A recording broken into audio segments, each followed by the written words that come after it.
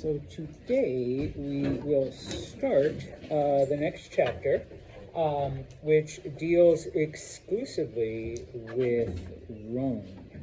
All right. Now, we kind of, sort of, talked a little bit about Rome when we were talking about Hellenism.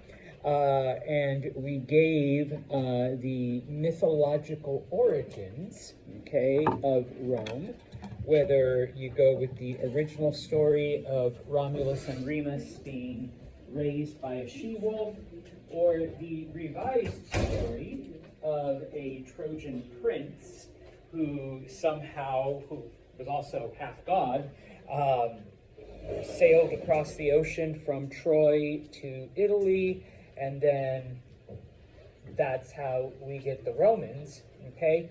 The reality, or the non-mythological origins, okay, basically the same way every other society kind of got its start. In this case, around 753 BCE, there is a village that forms up along the Tiber River, okay? Now, the Tiber isn't, the Tigris or the Euphrates or anything like that. So, yes, it takes about 7,000 years longer, okay? But you do get a village, and this village is constructed. Eventually, it grows out into the size of a city that encompasses these 7 small hills around the river, okay?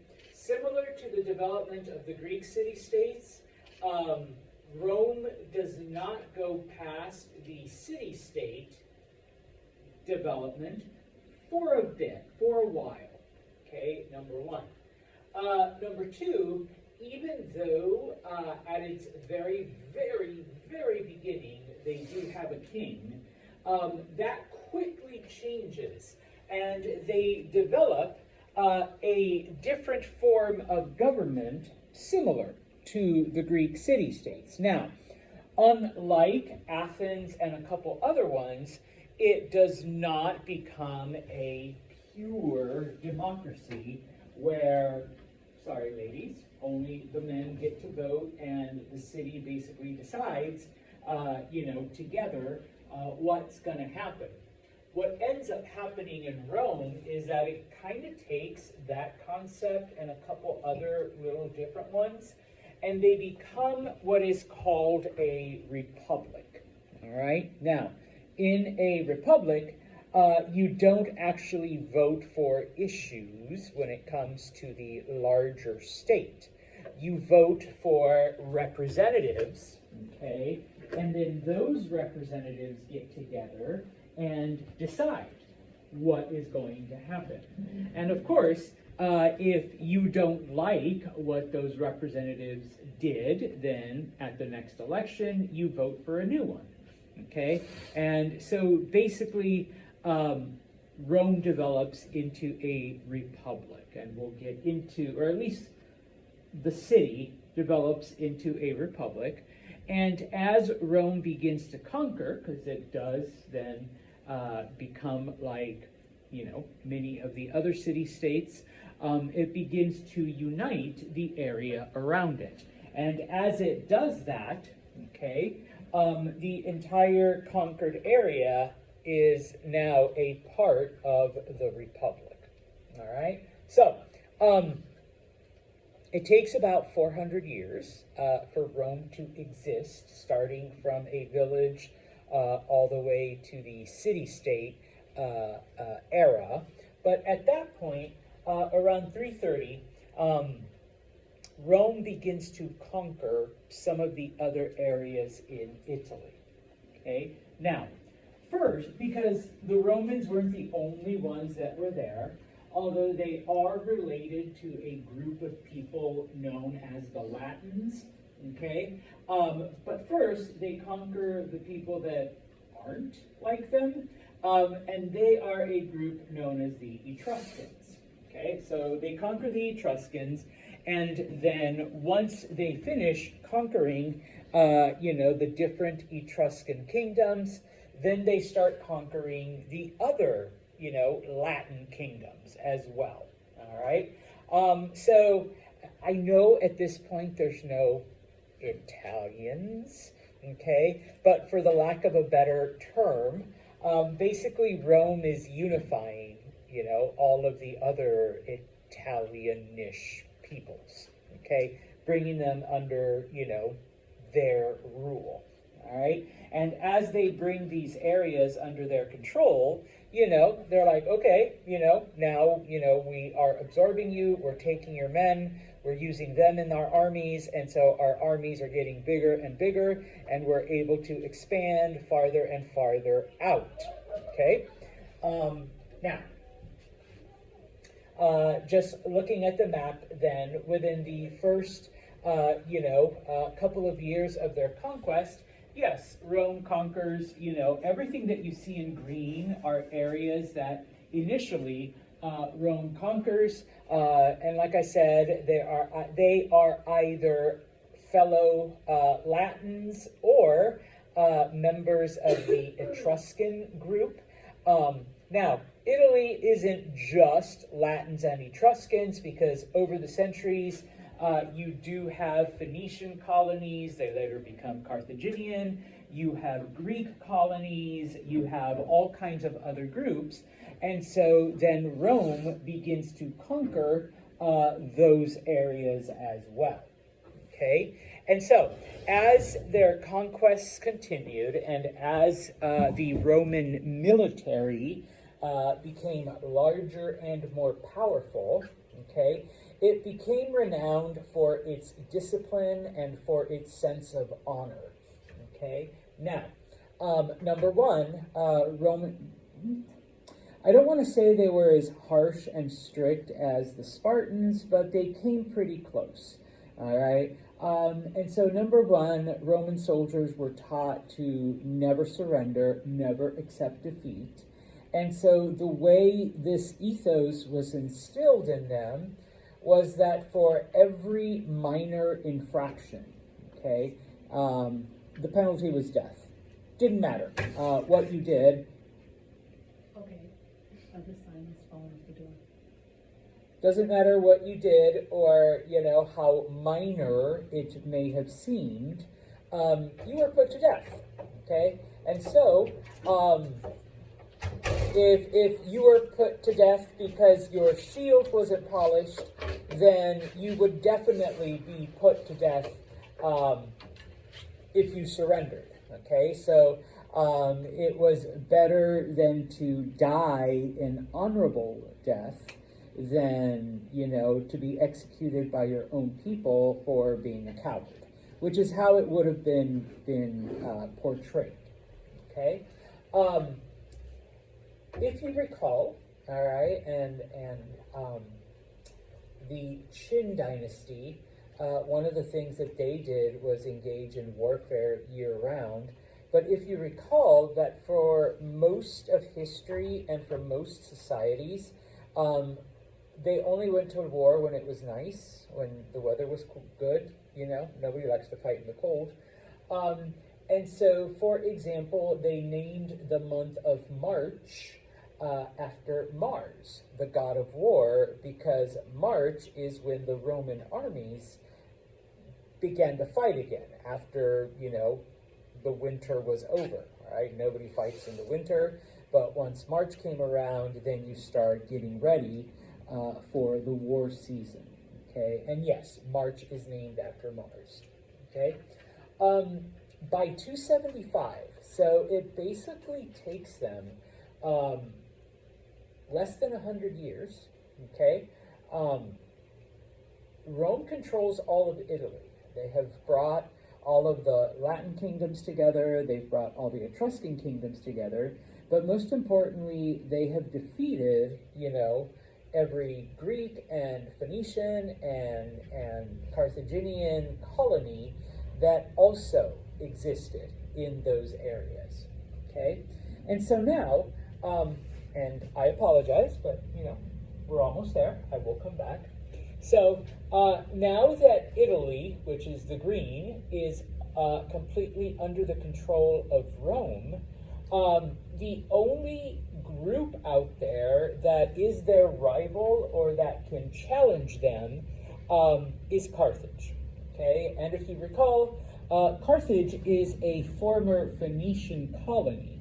All right, it was one of the trading outposts that the Phoenicians established as they established a trading empire. Well, the Phoenicians have long disappeared to history. They were conquered and absorbed and reabsorbed and absorbed again. But Carthage remained. And Carthage grew, expanded. We have mentioned Carthage only because they also were affected by Greek culture. They absorbed all kinds of, Greek architecture, Greek philosophy, Greek drama. And so by now, the two biggest powers are the Romans and the Carthaginians. Okay? So,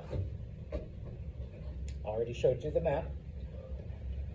You need to know what the Punic Wars are, all right? Because you have these two.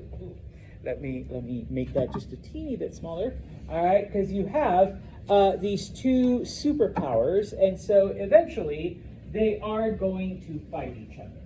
Okay. So number one, you need to know that the Punic Wars were 3 wars. Okay, and they took place between Rome and Carthage. All right. Number one. I don't need you to know the dates. Okay. I'm not going to ask you that. Of course, if you're a dork like Mr. Santos, you probably do know. All right. Bless you. But you do need to know that there was 3 of them, and you do need to know just the very, very basics of them. All right, so that's what I gave you. All right, Punic. Spoiler alert: Rome wins all of this. All right, but you do need to know that in Punic War number 1, they basically fought over Sicily. All right, half of Sicily was Roman, the other half was under the control of Carthage. So obviously they're going to fight over it. Like I said, spoiler alert, Rome wins. And so Sicily becomes a part of the Roman Republic, okay, colonized by, other Latins and whatnot. All right. Punic War number 2. Carthage is actually able to invade the Italian homeland. This is probably the most famous of the 3 Punic Wars, only because you do have a Carthaginian general named Hannibal, and he is the one that went with the elephants. He basically crossed over into Spain, and from Spain he marched across Spain and across France, and then over the Alps, over the mountains, and into Italy. Okay? Which nobody expected, number one, and of course nobody expected elephants. Unfortunately, elephants aren't really made to cross mountains, and so by the time Hannibal actually makes it to Italy, he starts off with 40 elephants, there's only 6 left, okay? So, not a big of a shock factor as he had hoped, all right? But he is able to invade Italy and cause all kinds of damage. The Romans have no idea how to stop him because he is he's one of the best generals in history. And so what the Romans do is that they invade Carthage, okay? And so obviously then Hannibal has to go back to Carthage. He has to leave Italy. And once again, spoiler alert, Rome is able to defeat both Hannibal and the Carthage armies. Okay? Punic War number 3. The only thing you need to know about this one is that Rome just basically, they're like, okay, we've already had to fight 2 wars with them. The last one, they did quite a bit of damage to us here in Italy. So basically, Punic War number 3, Rome just launches an all-out attack against Carthage and completely annihilates the city. Okay? Now, obviously, this doesn't happen like boom, boom, boom. It takes about 100 years. Okay? But in the end, Rome completely eliminates Carthage, destroys the Carthaginian Empire, and now Rome is basically supreme. They're number one. All right, there's nobody really to stand in their way. Okay, and so I am going to ask you this, like, what changes happen in Rome? Well, they just defeated the second most powerful kingdom in the area. So now they just begin to attack everyone. They're like, if Carthage couldn't stop us, nobody can. All right, so they begin a period of aggressive expansion. All right, now, okay, so they're already a pretty militarized society, but what ends up happening is that now they institute a draft, okay? Once again, the Qin dynasty did it first, but later on the Romans come up with the same idea. At about 17, 18 years, guys, all of you would be drafted into the army, right? Minimum service was 10 years, okay? So you're drafted, so the next 10 years of your life are dedicated to the Roman army, okay? And so this war attitude, similar to the Spartans, becomes a part of your life, okay? And even when your 10 years are done, many men decide to remain and extend their service. And even if you dip out of the army, after your 10-year term, a lot of Romans, are still called up when they are needed, or, they live and they act and they conduct their lives in a very militaristic fashion.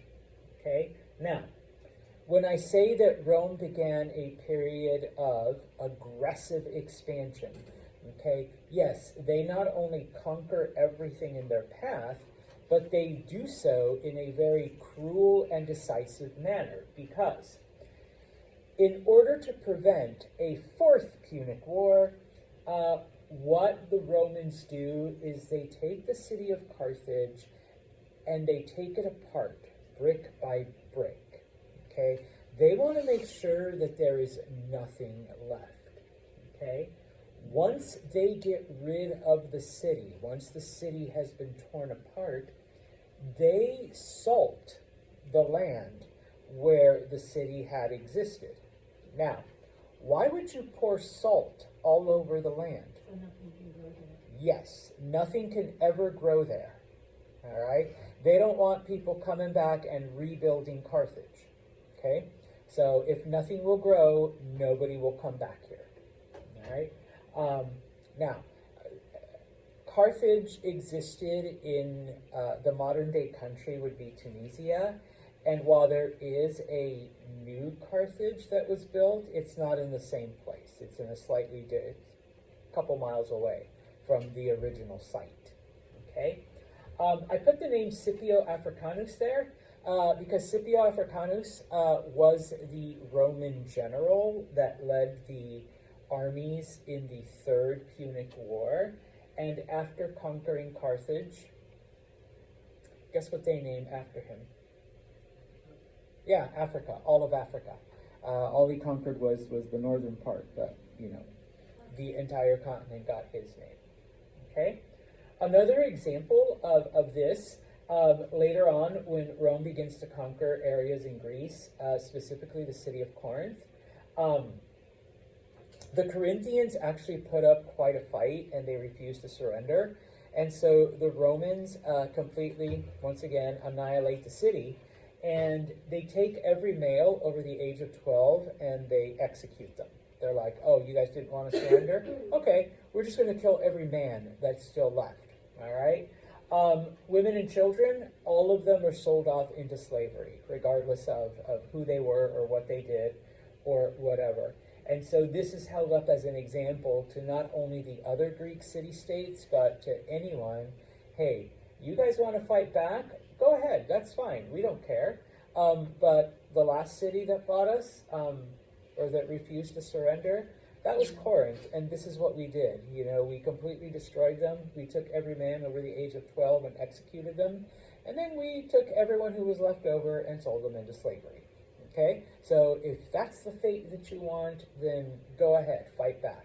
All right, otherwise, just surrender now, and we'll be a little nicer to you. Okay, and so most cities would just surrender. All right, other than facing what else came. All right, now we see, because by now Rome has been around for almost 500 years. All right, as a state, and after bringing Italy together, which really doesn't change Roman society that much, because up until this point, they're all just other Italian-ish people. Okay, so they're kind of the same. All right, Carthage is the first area that we see where these are strangers. These are like true foreigners. So we begin to see certain, it's the Romans have no idea exactly how they're going to absorb a foreign culture into their society, number one. Number two, it just so happens, coincidentally here, that certain social problems, certain social issues begin to arise in the Republic that begin to kind of, tear away at the fabric of society. Okay? Now, as I said at the beginning, Rome, for most of its existence up until this point, up until like the year 100 something, okay, is what is known as a republic. Okay? It comes from the Latin res publica, which means a public thing. All right? Now, a republic is where you vote for representatives, and those representatives are the ones that make all of the big decisions, okay? And while it was a pretty simple thing when Rome was just a city, or when it controlled, just a couple areas around Rome, and then, but things get more and more difficult as Rome not only expands throughout Italy, but now, what are we going to do with all these foreigners that we just conquered from Carthage? Okay, how are we going to, absorb them and incorporate them into the Republica, into the Res Publica? All right. Now, just to give you an idea, all right, and I'm going to lift this, but you should still be able to kind of see it.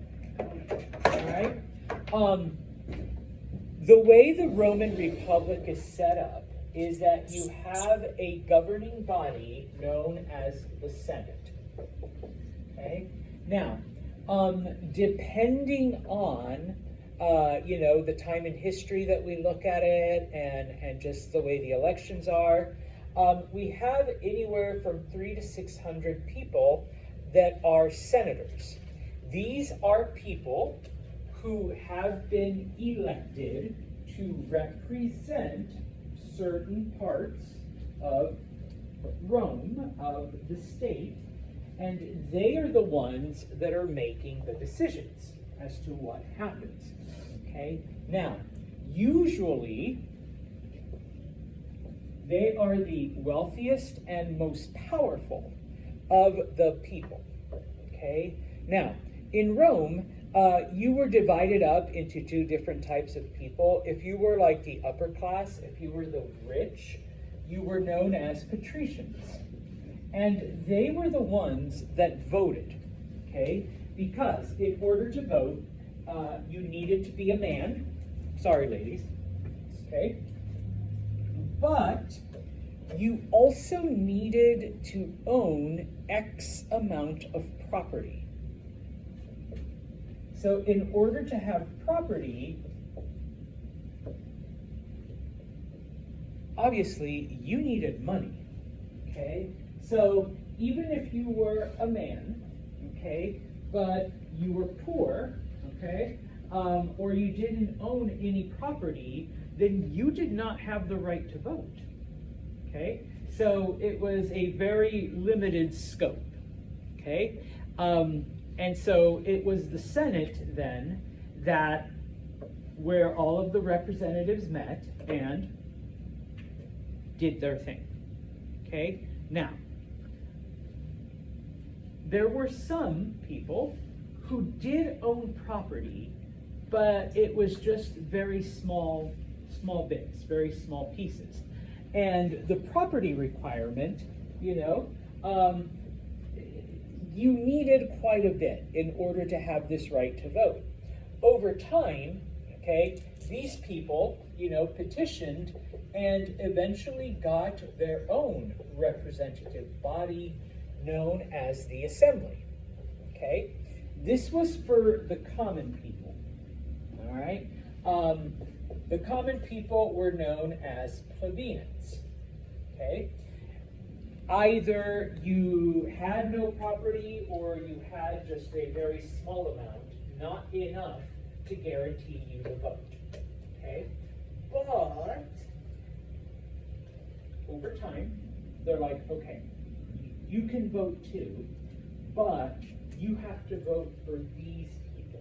You can't vote for, Senate. All right. So we create a new body known as the Assembly. Okay. Now, because this is made up of the poorer people, and because fewer of these people can actually meet the property requirement, etc., etc. Originally, the Assembly only had 10 people. All right, so it's like 10 versus 600. All right. Later on, the Assembly does get more power. All right, but it's never as powerful as the Senate. All right. Now, out of the 600 senators, you would have 2 consuls. And they were the ones who ran the republic, basically. They were the executive. They had the last word in whatever. Okay? They're the ones that made sure that the decisions of the Senate and then later on the Assembly were carried out, were sent out there. Okay? Now, there were always 2 of them, except in emergencies. Okay? Sometimes, we just can't take the time for having a face-to-face 2-person meeting. All right? So, the seniorest one, all right, took over, and this was known as a dicta. This is where we get the term dictator or dictatorship, where one person made all of the decisions.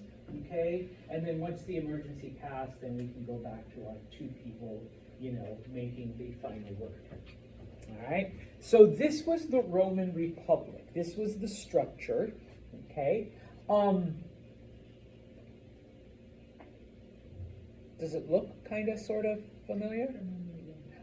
How, Veronica? It resembles our government that we have now. Yeah, and just as an FYI, the Founding Fathers looked to the Roman Republic as an example. All right. Obviously, we didn't copy it, word for word, like piece by piece. Okay. But do we have a Senate? Yes. Okay. And originally, okay, and it still is, the more powerful of the 2 houses. Okay. Do we have an Assembly? We do, but what do we call it? The House of Representatives. Okay, when you plagiarize, you got to change it a bit. All right. So we changed the name a little. You do, otherwise it's just you do get caught. Okay. Yeah, but just FYI, if you look at state governments, like if you look at New York, we do have a state Senate and we have a state Assembly. Okay, so the states plagiarized and said, we don't care if people know that we plagiarized. Okay, and so, yeah, okay. Now, obviously, we changed the nature of the executive, okay? It's a separate branch. It's not voted on from the Senate type of thing. But we do have a dicta, all right, type of thing. Or at least he's trying.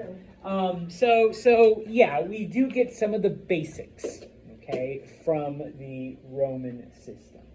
Okay, now, after the unification of Italy and after the conquest of Carthage, okay, what begins to happen, all right, is that the patricians, the wealthy, the upper class, the ones that have power, begin to abuse that power, and they begin to take advantage of the government. They start to use the government to change the laws to favor themselves.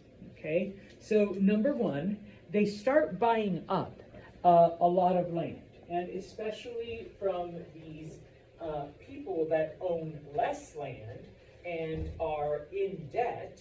Okay, they begin to take that land, and instead of allowing, people to work it, or, people to rent it out, they bring in slaves, okay? Because it is definitely a lot cheaper to use slaves than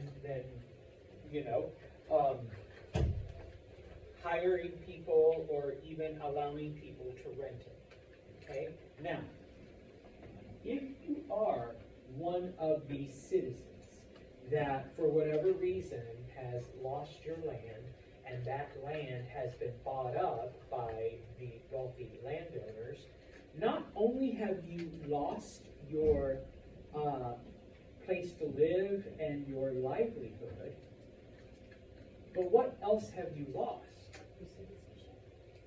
Okay, and starts with a B. You can no longer vote. You have to own land to vote. And now that you lost your land, you can't vote. So the laws that are being used against you, you are now powerless to try to change them or to change them back to what favors you. Okay? And so the only place that you can go are the cities to try to find work. Okay? Now, this, continues to happen, where the wealthy, the elite, begin to dispossess the smaller working class landowners, and it isn't just, once again, you're losing your home, you're losing your livelihood, but you're also losing your vote, and you're losing, your voice in this public thing, the Republica. Okay? Now, some of the consuls, some of the politicians were like, okay, this isn't right, this isn't fair, and try to institute land reform, try to institute protections so that the common people aren't losing, their livelihoods and their votes, okay? But those are few and far between, and your textbook gives the example of two brothers, Tiberius and Gracchus, who actually rose up to consul and tried to institute land reform so that the people wouldn't be losing, all of this. But one brother gets assassinated and the other one commits suicide, type of thing. Okay, so the people then have nowhere to turn to. All right, because they're losing their vote. They can't turn to the Senate because they're the ones that are doing this to them. And the few consuls that try to institute changes are getting assassinated, are getting eliminated. Okay? So, they turn to the military. Okay? Now, many of the generals, and it was part of the military, procedure at the time, okay? When you conquered an area, yeah, you took the goods, as part of your reward. You took a person, and this would be, my new slave. I now have like a cook, for my home. All right? You took whatever, and in many cases, okay, the generals start to say, okay, you can have a part of the treasure, you can have some of the people as your slave, but, hey, you can have some of the land that we conquer. You can have some of the land that we take, all right? In exchange, though, you're not pledging your loyalty to the consuls, to the Senate, to the government, to the Roman Republic. You are pledging your loyalty to me. okay? You do what I say, all right? I know technically, you know, it's the Senate that's in charge, but I'm the one who's giving you land, okay? And so, pretty soon, each of these generals has these little private armies. They no longer answer to the Senate or to any of the government officials. So between the year 90 and 30 BCE, we see a series of civil wars taking place between these different generals and their private armies. Okay? Now, I can't get into all of it as much as I would love to, but FYI, a man named Julius Caesar basically comes out victorious. Okay? And just to take a quick step back here, Caesar is responsible for the conquest of an area called Gaul, which is now France. And yes, the people that pledged their loyalty to him, he's like, okay, pick out whatever land you want. This is ours now. This is yours. Oh, and now that they have land, they have their livelihood back. They have a place to live, you know, all of that good stuff. But what else do they get back? Their vote. Yes, they can vote again. They can do all of this. They can, you know, be a part of the government. All right. But, okay, Julius is smart. All right. And he you know, he is not the first emperor, just FYI. But he is a dictator. All right. He is the dicta. And little by little, he starts to take away the power of the Senate. All right, but he is victorious. He is the winner. All right. Now, I'll leave this up here for a second because once again, we don't have time to get into like everything that he does. All right. But Julius Caesar is more than just a general, more than just a conqueror. While he's in power, he does make a lot of fundamental changes to Roman stuff. One of the ones that affects us the most, even today, okay, because he realizes that the Roman calendar, for how good it was, is still pretty inaccurate. The original Roman calendar was only 10 months, okay, and it comprised like different things. And so basically, he comes up with the idea of adding 2 more months, okay? And yes, July, he names it after himself. August, he names it after one of his nephews, Augustus, okay, type of thing. So he adjusts the calendar. He's the one that somehow decided that February only gets 28 days and some random days get 31 and 30 and not and whatever, okay, weird shit like that. But he does a bunch of things that way, okay? Now,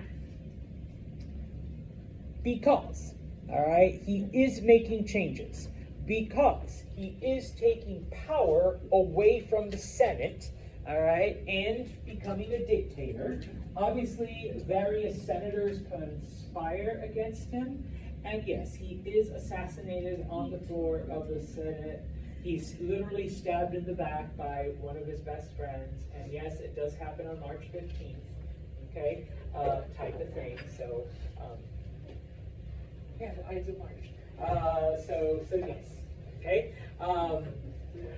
That's a good thing about March, all right? We know lots of things. Anyways, okay? Now, although he is his nephew, Julius Caesar does adopt Octavian, and Octavian then takes over all of Caesar's power and armies and estate. And basically, he vows revenge on everyone who was a part of this plot to assassinate his uncle / adopted father. Okay, we do have a period of civil war for the longest time because at first Octavian does go after those responsible for Caesar's assassination, and he eliminates them. But then Caesar's other generals are all feel that they're the ones that should inherit, the power, the ruling of the Republic.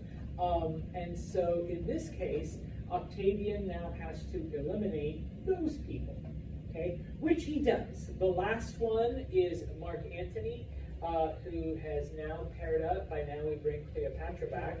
All right, he is paired up with Cleopatra, and so it's a combined Greco-Egyptian army that goes against them. Octavian is able to eliminate everyone, and in the end, okay, Octavian becomes the first emperor, okay? Because he realizes, good old JC, good old Julius Caesar, he tried to keep the Republic, but with, the power kind of, curtailed a little bit. It didn't work. Look what happened. He was assassinated. So let's just get rid of that danger, okay?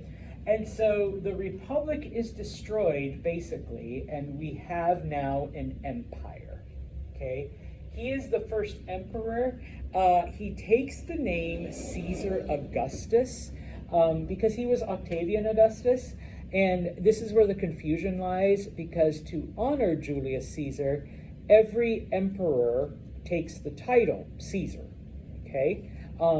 And this later translates into other groups. The German emperor was known as the Kaiser. Kaiser is the German word for Caesar. The Russian emperor is known as Tsar, and that was the Russian word for Caesar. Okay?